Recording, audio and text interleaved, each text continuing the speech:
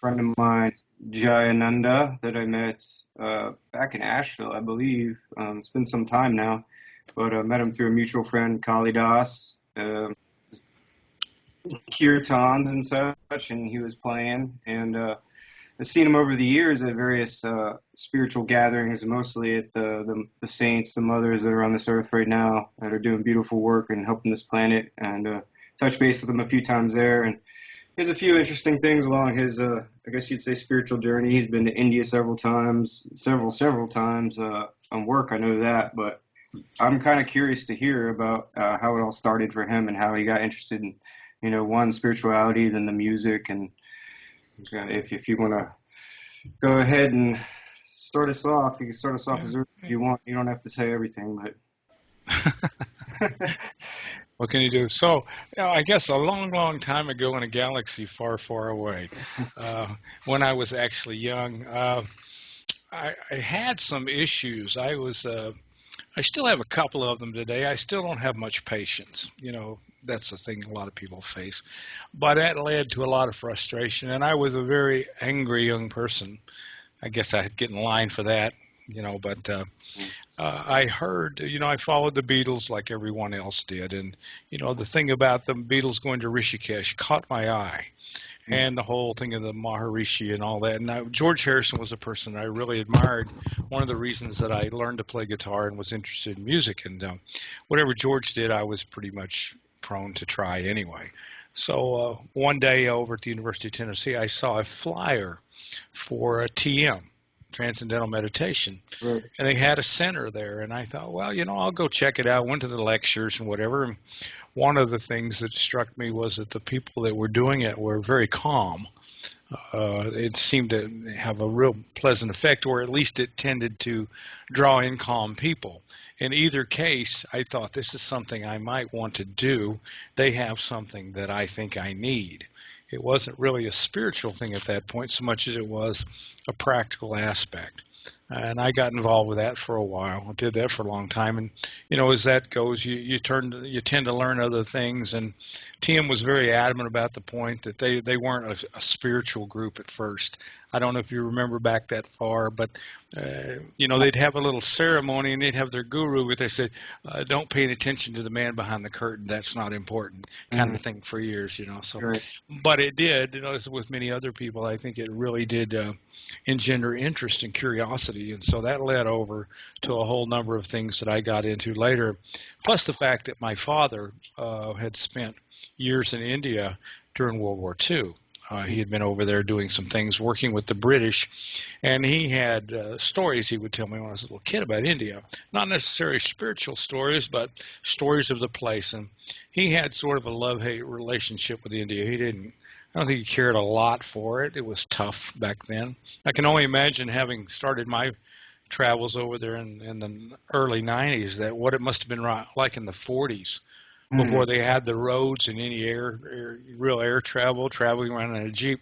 He went places in 3 years that I haven't been in 30 years. I still haven't gotten to. Wow. So, yeah. But that led to a number of questions. My father used to say, not, I guess, real friendly terms, but he would say, yeah, every tree has a saint under it, and every rock is a god. And some of that proved to be pretty true. Actually, I finally got over there. But, I did the TM thing for a while, and I got involved with the ISKCON for a while, and the Hare Krishnas.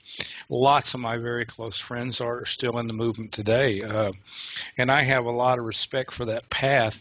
Yeah. I'm not a real big supporter of ISKCON. ISKCON and I have butted heads several times as an organization. But the people in it, I love them to death, and I have a lot of respect for the philosophy.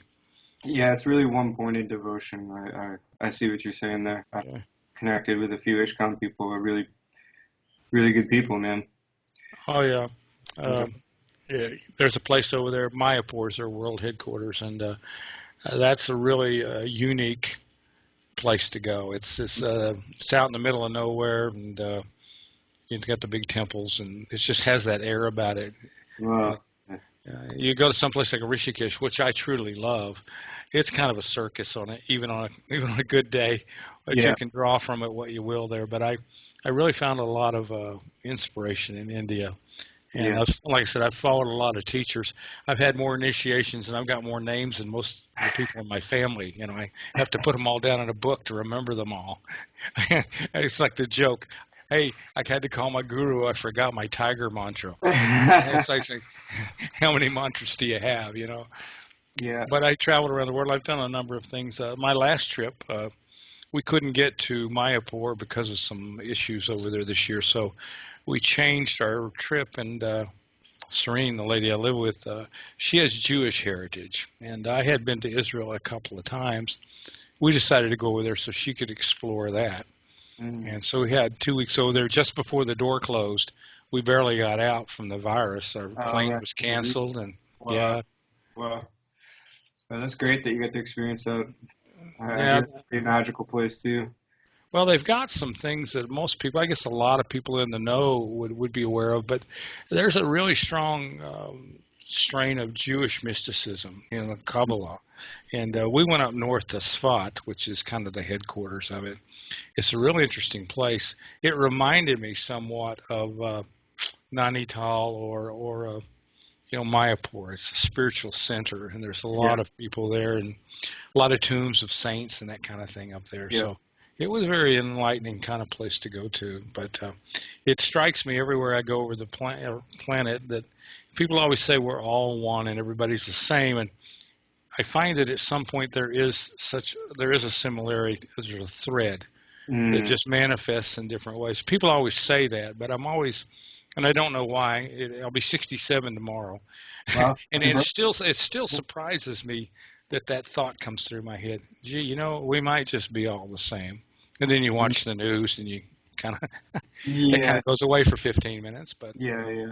But there's some connectedness there you can experience, especially in these spiritual meccas. It's like the vibration is it has a feeling of interconnectedness and oneness. If you tune in, it's easier to tune in. But I wanted to circle back. You were saying you have more names, than most people in your family all combined. So you obviously met a lot of spiritual teachers and kind of evolved. And also, we'll circle back to why you stuck with Jayananda or Jai. I like yeah, that name. yeah. That's Why? I just always really like that. And there's a connection, not a direct connection with me, but in ISKCON, they had a devotee named Jayananda Das. He was one of Srila Prabhupada's first disciples, and he actually is officially the first saint in ISKCON. okay. They have a place in Mayapur at one of the temples where he's laid to rest there. And so um, I was given that name by a Kriya Yoga guy who I barely knew, who came through town on one of those flying university tours where some students have their guy they found in India. Couldn't speak a word of English. I sat there, went through the program, and I said, okay, I'll do this. And he says, you're Jayananda. The only English he spoke. Well, that's not actually English, but he communicated Yeah. it to me. And I like that name. I always did like that name. One of my best friends is named Jivananda. And I always thought that's cool. I always liked that name. So now I got Jayananda, and it kind of fits me. So I've kept that name. Uh, so you know, Victory of bliss, I guess that could be interpreted as. I mean, probably different ways to interpret it, but all these spiritual names, like mine's Jagadish, it says Lord of the Universe. It's like to remind us of our true nature in the Sanskrit, and it's just. I mean, I like my name Jagadish. It was given to me by Amma, and I just felt it was fitting because of my connection with Neem Karoli Baba and how he said Jaya Jagadish Hare, and I was thinking of him when I was going to get a name. I was kind of confused, like who's my master? Getting into that. yeah.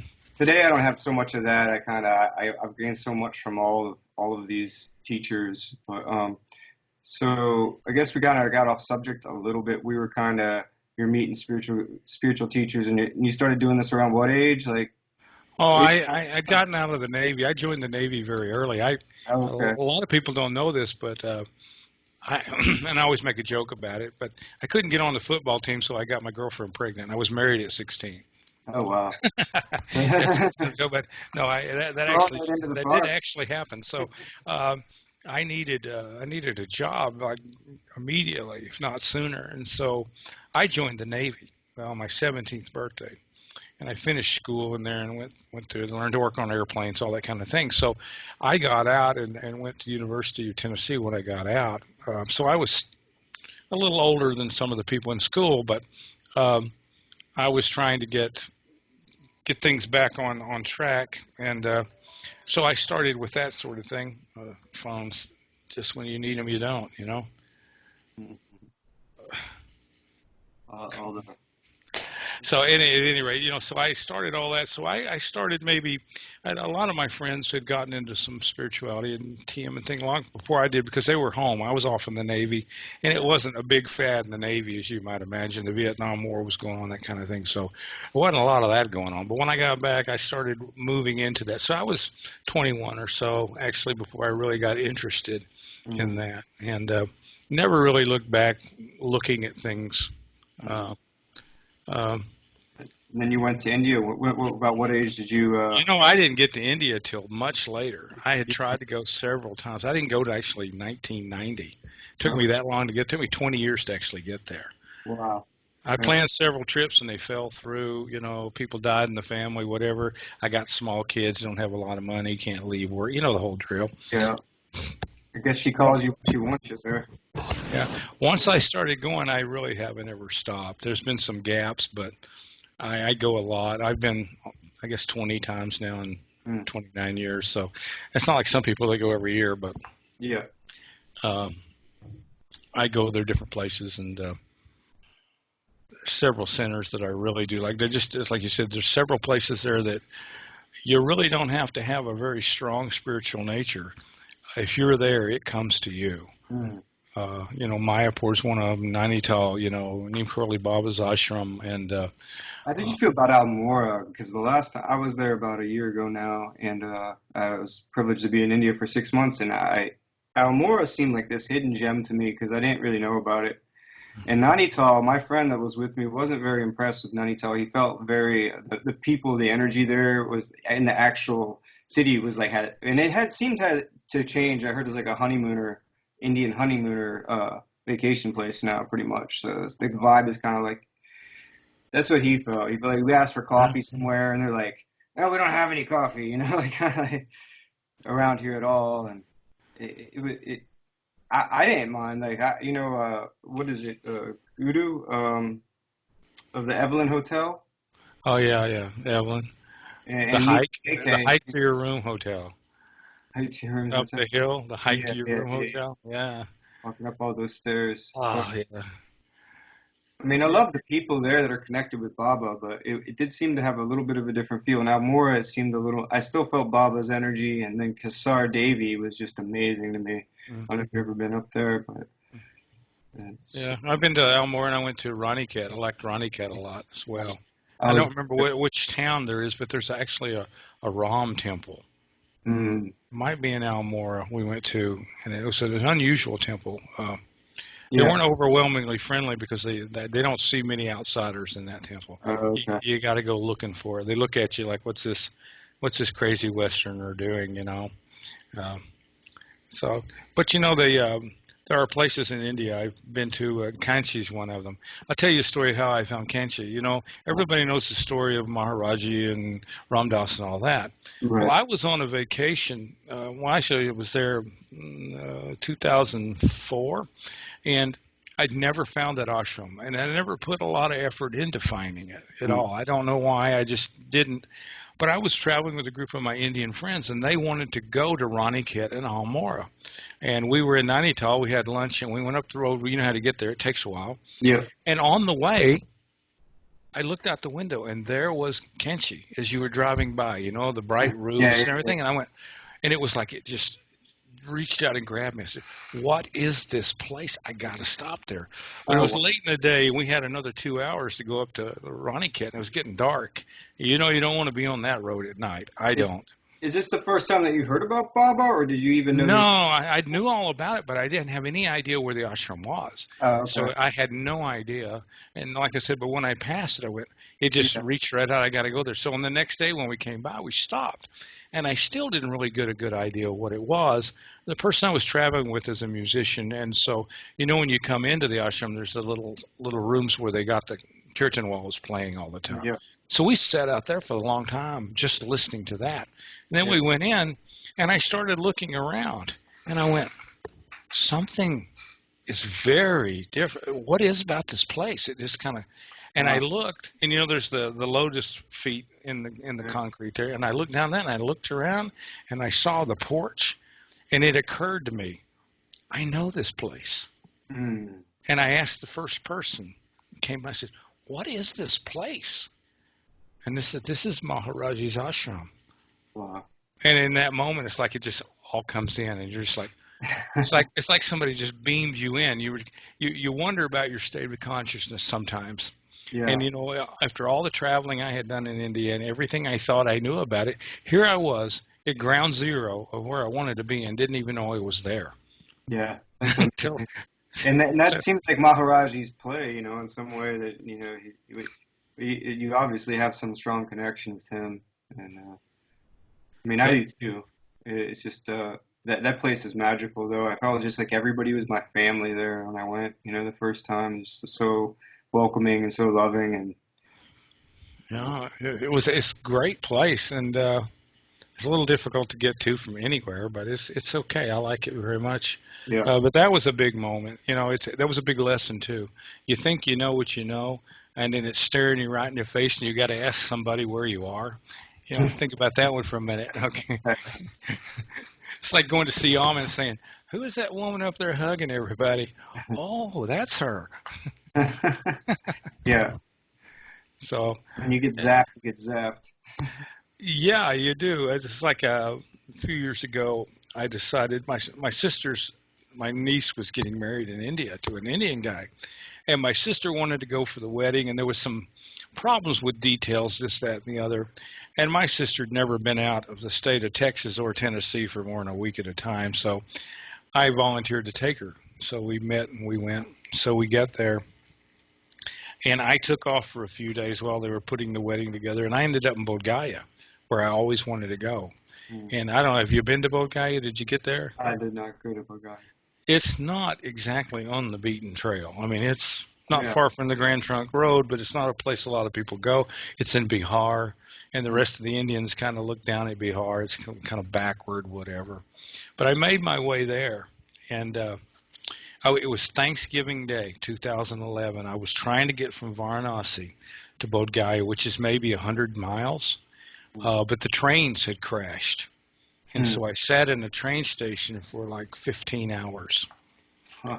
because the cab drivers wanted $200 to take you. Normally it's a $50 thing, but they wanted $200 because they knew you couldn't get there any other way. So as it turns out, I met a Buddhist monk who was traveling, and he took me down there and got me a room in this ashram and showed me around the town.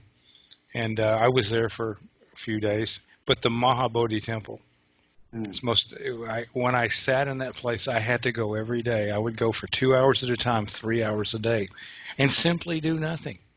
Just sit there at the tree and watch the people come by that had traveled all over the world for their one shot probably in their life to come there Mm. and to see the different modes of devotion and practice, and just completely just take it in. It was a moment. Yeah. So tell us a little bit about Bodh Gaya, what the history is of Bodh Gaya. Well, that's the place where the Buddha got kind of tired of running around doing all his things and just kind of gave it up one day. Mm. Said he was going to sit there till he got the answer, Yeah. and obviously, by all accounts, he got the answer. Yeah. And under the Bodhi tree, the great great great great great great great great grandfather, whatever that tree, or Yeah. daughter, whatever. And then he parked up on the hill above it for I think it was 49 days Mm. and meditated, deciding what to do with the teachings. And there's a difference about that compound than anywhere else I've been in India. Mm. The outside's are just a dusty little village, a lot of noise, just like typical India. Yeah. But you go inside the compound, and there's just this peace. And Oasis. the closer you get around right around the area around the temple where the tree is and the people, the peace is just Would it's you call it strong. like a stillness, like a deep silence, and something perhaps like I've noticed that a little bit about Arunachala as well. It's like It's just Yeah, a it's sun. kind of like the feeling of being on top of Arunachala or walking around it. Yeah, and it's not necessarily an audible quiet or there's things going on, but the atmosphere itself seems to be infused with Mhm. some level of quiet and peace. Yeah. It's always curious to me how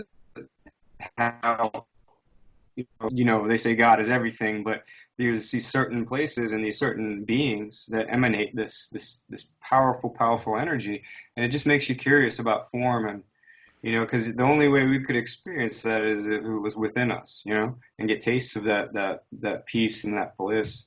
But I had the opportunity to go to Saranath, I believe, from your recommendation. So that was where the Buddha actually gave his teaching and held up the flower. Is that correct? Yeah, I think that's the place. Yeah, Sarnath's a great place.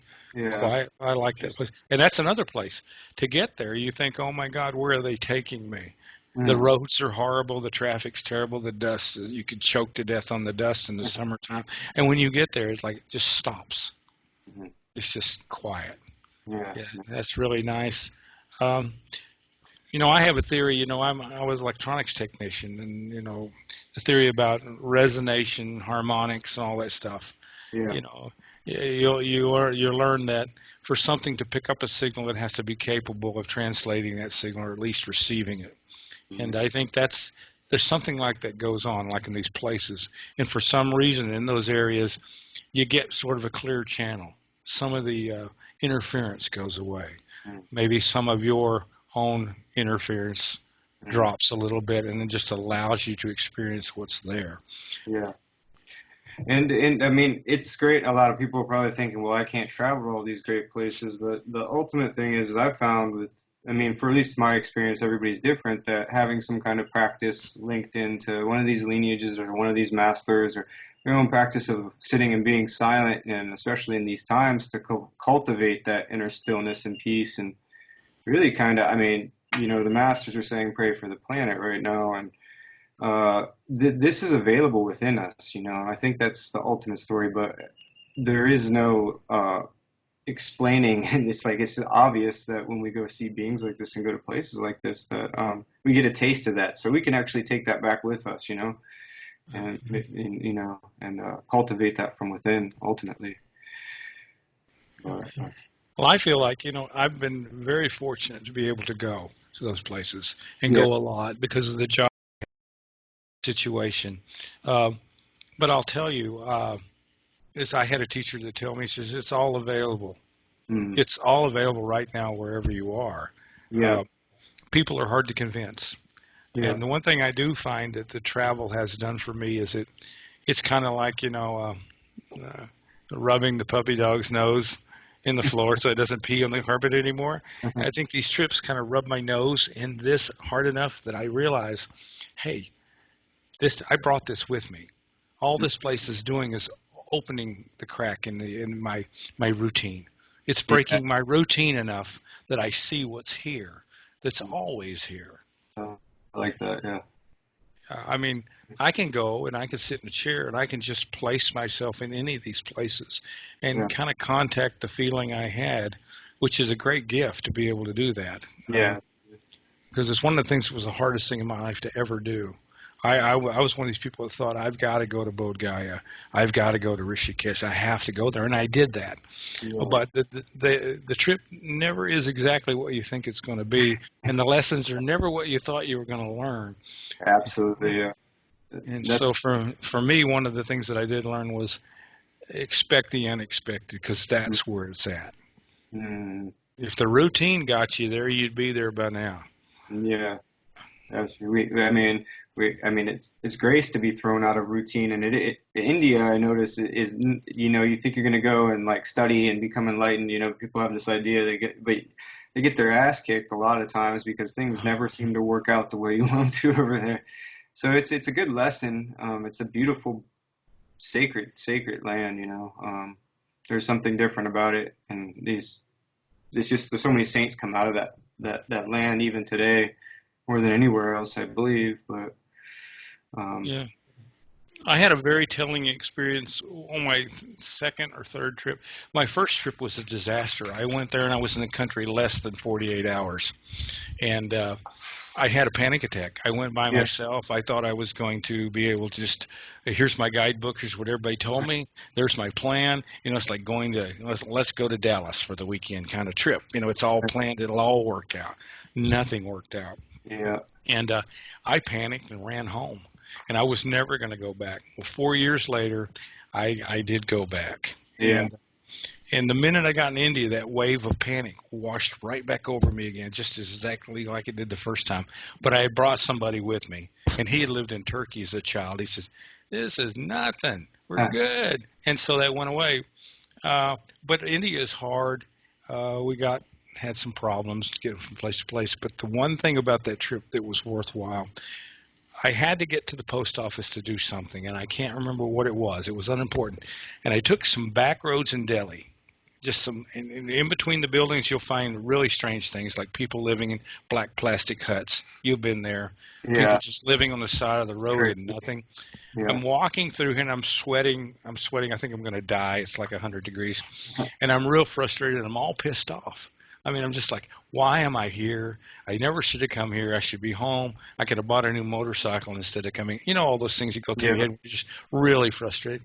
And out behind this black plastic hut, beside an open sewer between two buildings in the middle of Delhi, comes this baby, about maybe 2.5, 3 years old.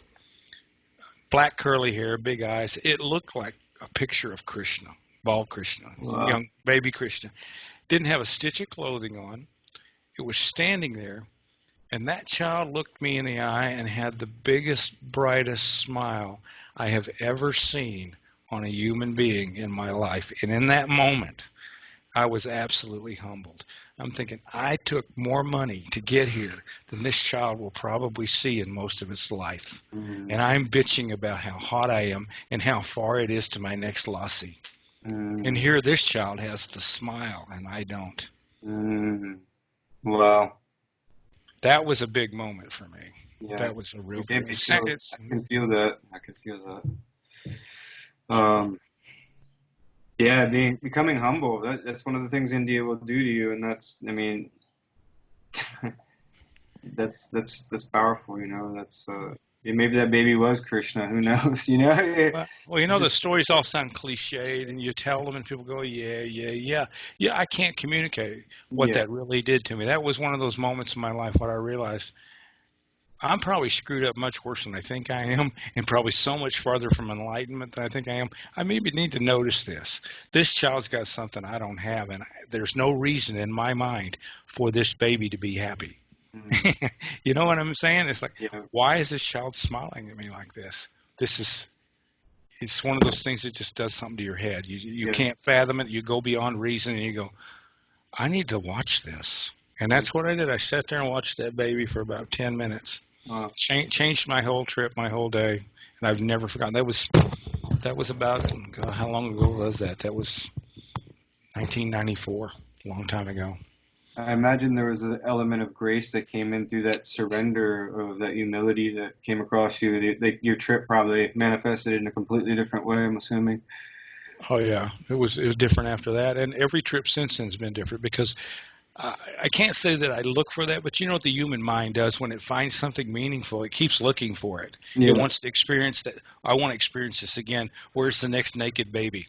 Mm.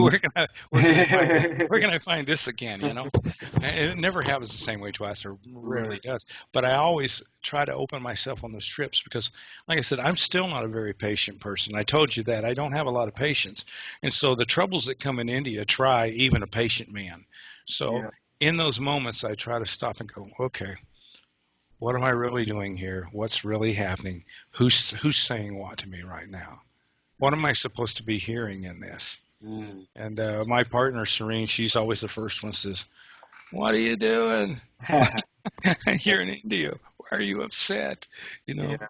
It's good to have the people to remind us, reminding each other, redirect. Because I mean, I know now, like I was feeling great the last few weeks, and then I just woke up with this overwhelming anxiety and panic almost the last few days. But I had to, right, snap out of it. Don't go down that negative rabbit hole, those trains of thoughts, because it just, if I have to sit, if I have to get out, walk the dog, especially during these times. Like a lot of people are in such panic and fear. There's a collective fear, but I mean, I don't know what it's like from your perspective right now with the coronavirus, but it's also, I think it's going to go away. But being quarantined gives us an opportunity to reflect. Yeah, it's a poor man's retreat, right? Yeah, yeah, yeah. You So don't have what to you, sign up. You don't have to go anywhere. You're just here. So, yeah, there's a lesson in that too. But the perspective. one of the first things that I really liked about when I listened to the Christian philosophy that you're not this body, your spirit, soul. Well, that wasn't exactly the message I got from being raised Christian. We all we're supposed to have a soul, and we needed to protect it and do certain things so it didn't get crispy fried at the end of time. That story. But I like that because what it did, it put me in a perspective about my body itself. And during my life, I've tried to notice my body because I've damaged it in several meaningful ways. I've Yeah, had major surgeries, this, that, and the other. And what I find is that the body it it creates some of this. We talk about anxiety.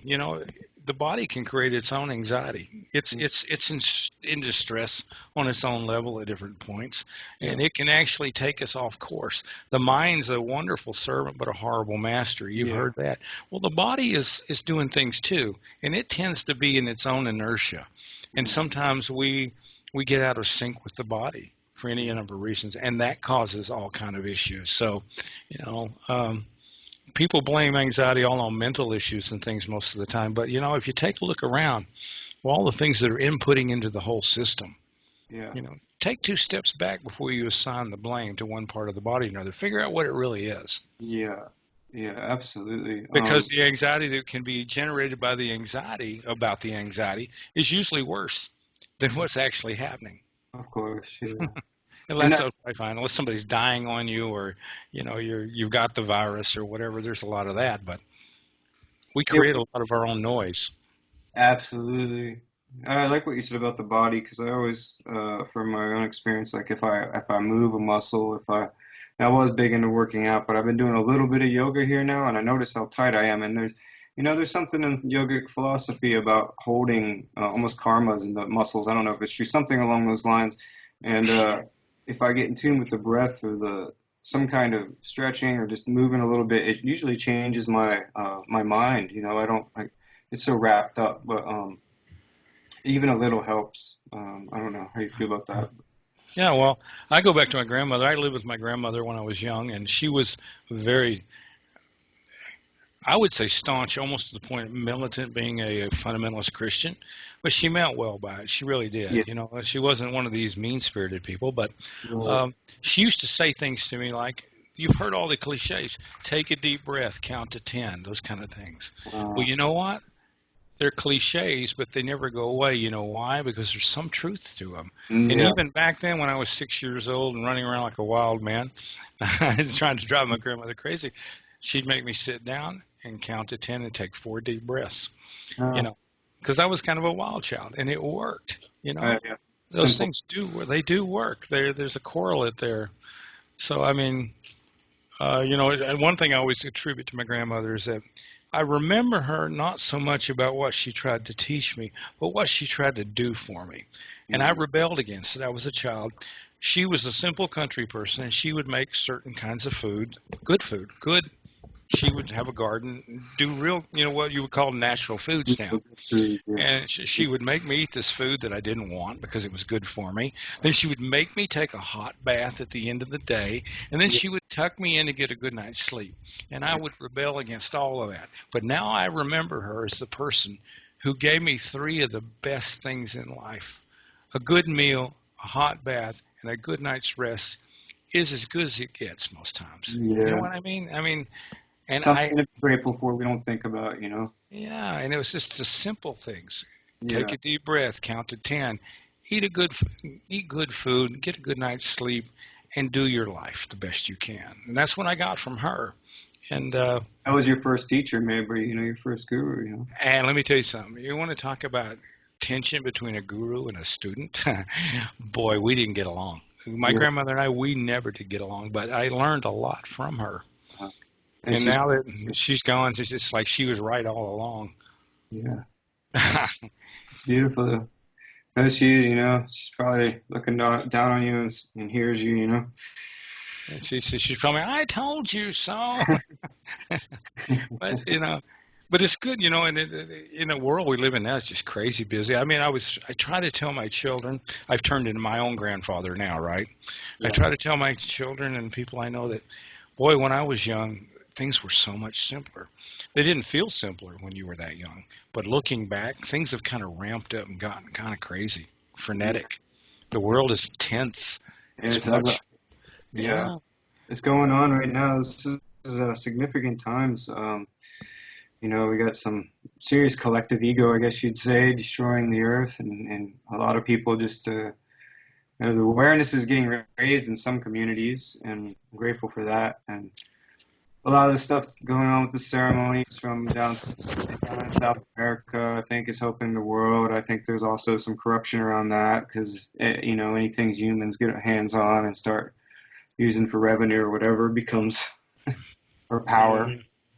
But there's some good works going on in the world, man. But it's Mother Nature's come. We got to pay attention. I think this virus is a message from Mother Nature. More things like this could be coming, and it's just a sign to pay attention right now.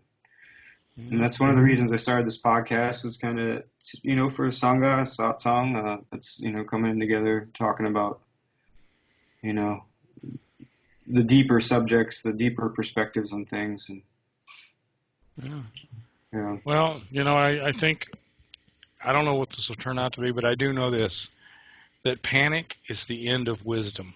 Mm, And if this collective panic keeps rolling up too quick, it's going to cause major damage. Uh, People need to take a breath and count to 10. like that. It's a good Yeah, message. Yeah, yeah. It's like take some of this stuff and kick it to the curb because it's useless. It's counterproductive to anyone and everyone and the collective and the individual. Uh,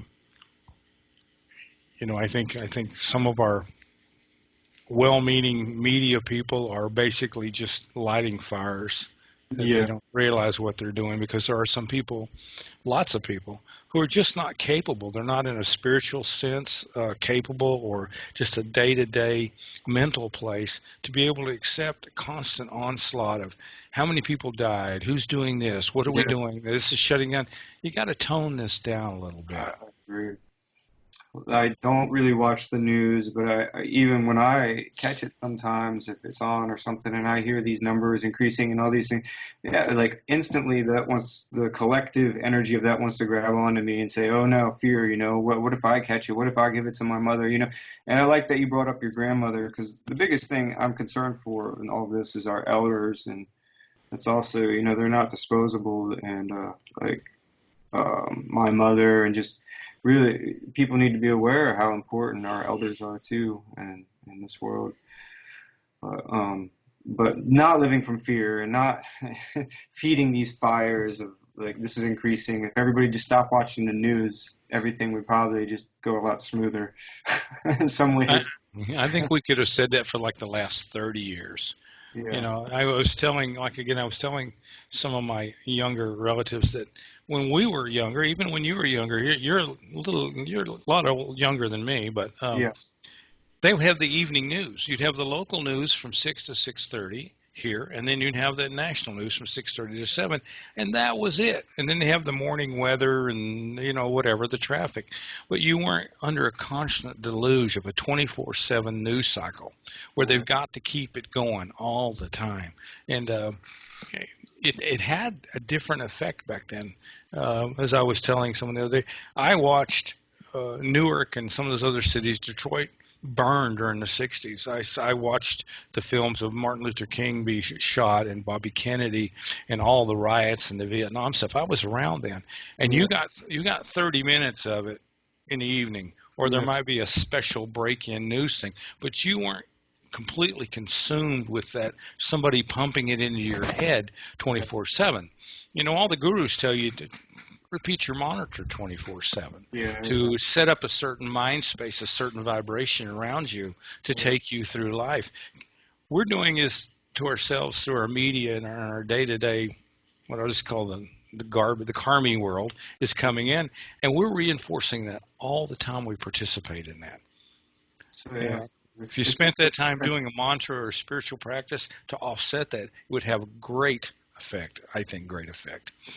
absolutely. Yeah, I mean that's the big thing right now is like is getting working on ourselves. The devotion, the mantra is to protect the mind, and what we're imprinting. I always, it's what I think Bhagavan Das said this to me one time. He said, "Yeah, I used to listen to this album over and over and over again." I was like, "Why?" He said, "Because that's what I'm imprinting into my consciousness. Is what are we imprinting at any given moment, and what are we focusing on?" And it's constant practice, man. I mean, if you're one of the very few beings that becomes enlightened, but I mean, and I think it's just being observant and being more aware ultimately. You can have a sitting practice, but bringing that into your everyday life. Mantra is one of the things I've, you know, started using again a lot, and it works, it works. Well, one of the things I see happening in this little phrase they've got now, flatten the curve, the virus curve. Yeah. We slow it down so that our resources can take care of the sick. If it happens all at once, we're pretty much screwed. If you flatten it out. But I have a theory about consciousness as well. Any number of people at any number of points in time in any location are more conscious than other people.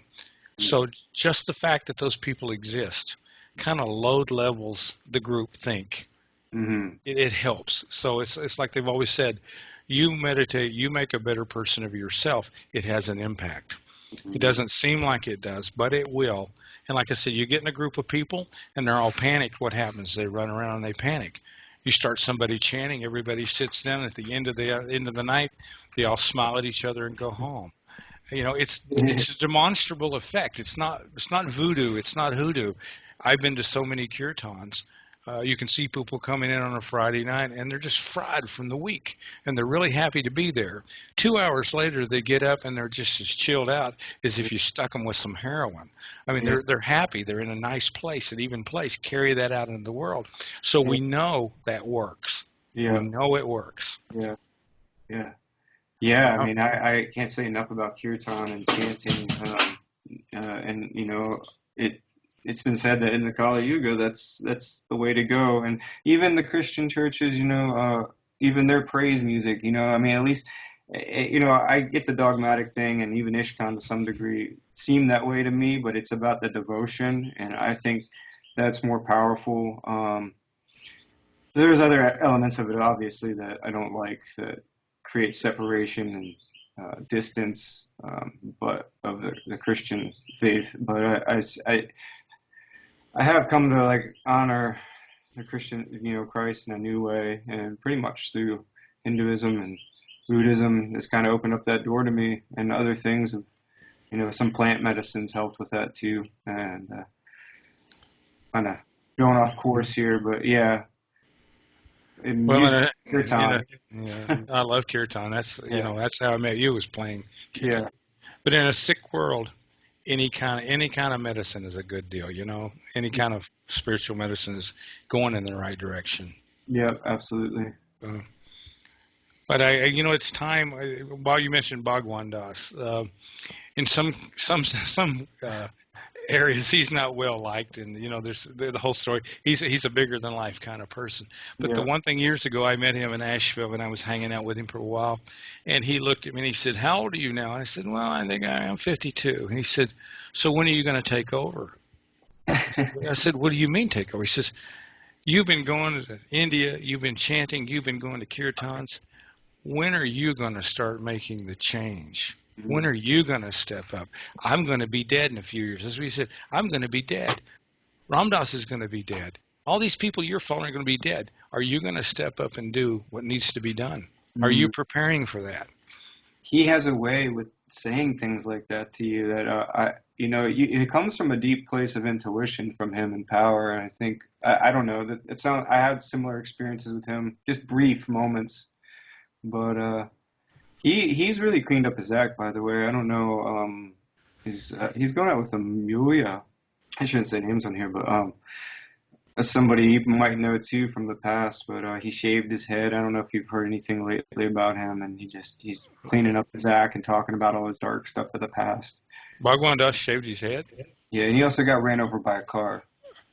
Uh, I, I'm Yeah. sorry, because I've had that happen to me. I know what that feels like. Yeah, he was in the hospital. An SUV actually ran over him, but it was a spiritual awakening of sorts. And he's always the type of guy who always talks about that. Like he's you gotta be dead in a few years, and you're gonna get hit by a car. You don't know. Like he would always say things like that were kind of shocking. Like, yeah, this life is going fast. Kind of get your act together, kind of thing.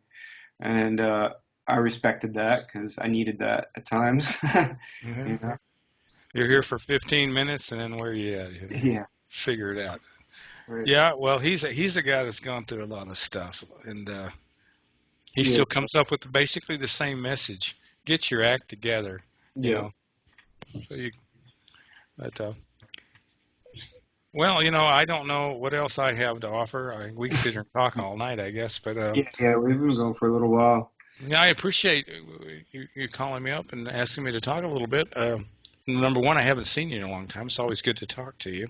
Yeah, absolutely. Yeah. And but I don't think my story is too different than most of the people that you and I run into in the last few years in the circles of kirtan. Everybody's kind of been on sort of a common thread, common path, little spurs here and there. Somebody did something a little different. Somebody followed that guru. But I think the urge, the push to get there runs common through a lot of us that are trying to do that. And I Yeah. think the push is there, even in people who don't realize it's there.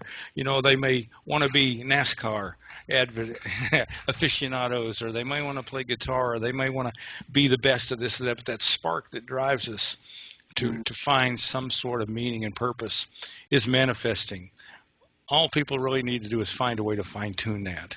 mm, And I think we'll be a lot better off for each other and the planet as well. yeah. Thank you, Joy. It's a great message. Um, my brother, well, we'll end here. Okay? I appreciate it. Namaste. Ram Ram. I